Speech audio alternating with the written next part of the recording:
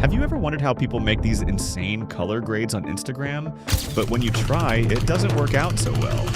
Well, in this tutorial, I'll show you how to get your grades to look better, but it all starts at the filming stage. If your footage is over or underexposed straight from the camera, you will not be able to make a clean grade. Now, for the grading itself, you can download the footage and the power grade for free on my website. You will get a .drx file, which you can simply drag and drop into your gallery on the color page. Then just drag it to the node section. Open the effects panel and search for color space transform and drag it to the CST node. For input color space and gamma, choose the settings you shot the video with. If you didn't shoot the video yourself, you can ask the creator who did, or you can put ARRI wide gamut 3 for color space and ARRI log C3 for gamma. This should work with most of the color spaces, but might introduce some weird aspects. For output, choose DaVinci wide gamut and DaVinci intermediate for gamma. After that, click on CST2, where we will transform the DaVinci wide gamut back to a viewing color space, which is Rec 709.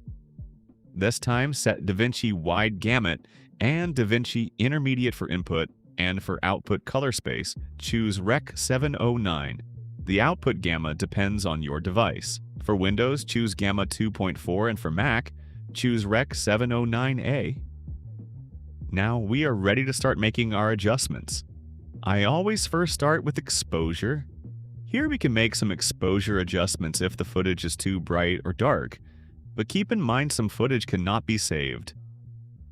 For this, I use the HDR wheels. First, I like to bring up the shadows slightly, and then bring down the highlights.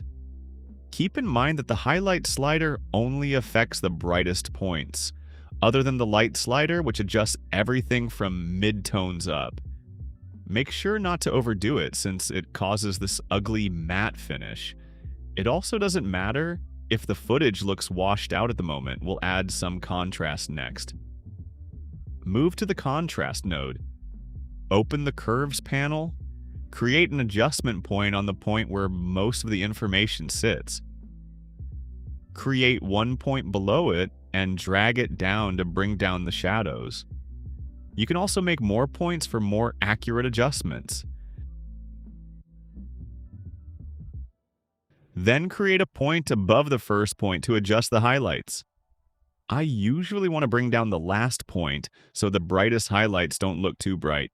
It also creates nicer looking contrast. If you prefer, you can also click on the 3 dots and enable editable splines. But I prefer just adding points since I get more control over the contrast. Once you have fine-tuned the curve, let's move over to white balance. If you want, you can enable vector scopes to help you get more accurate white balance, but I usually just eye it. There are many ways to adjust white balance, but what I've found the most straightforward is just by using the offset wheel. And if you are planning to make a warm color grade, it's completely fine if your white balance is leaning slightly on the warmer tones. Next up is masking. Select the top one and use the oval masking tool, and position it around the subject, like so. Click on the invert button, and use the gamma slider to make a slight vignette. Select the middle node and use the gradient masking tool from the bottom. Reduce the gamma to darken the foreground. For the lowest node, I usually add a glow effect, especially with sunset shoots. Go over to the effects panel, search for glow, and add it to the node. Click source only and drag the slider until the brightest part of the sky is selected. Click on final result and adjust spread and gain to get your desired look. Also, I recommend changing the color toward yellow or orange. If you don't want to add glow, you can make another oval mask around the car and bring up some gamma to highlight the subject. Great. Let's move on to making some creative looks. To start, select colors, open color slice panel, and adjust all of the tones to something you like.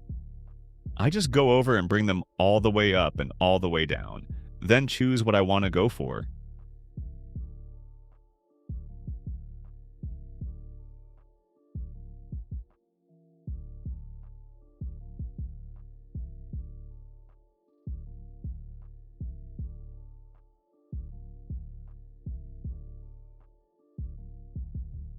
When the colors are set, move on to tone.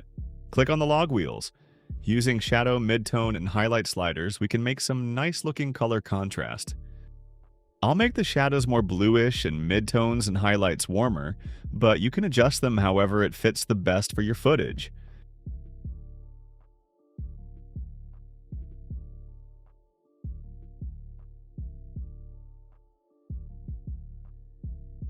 That's basically the grade. Next, I'll show you how to easily grade clips with different lighting by copying the grade and making small adjustments. As you can see, since both of the shots were exposed similarly, the grade already sits pretty well on this clip, but it does need some correcting. Highlight all of the nodes and press D to disable them. Start by enabling the color space transform nodes. Since both are shot with the same settings, we don't need to adjust anything. Enable exposure node. Reset the values and start adjusting the shadows and highlights with the same logic as before. Once ready, enable contrast. Make the necessary adjustments. Next, white balance. I think we can leave as is. Enable the masks. I think the glow looks a bit too overpowering, so I'll just simply reduce the threshold. And the color could also be a bit different. Next up, the colors and tones. I'll go over the colors again to see which ones look good.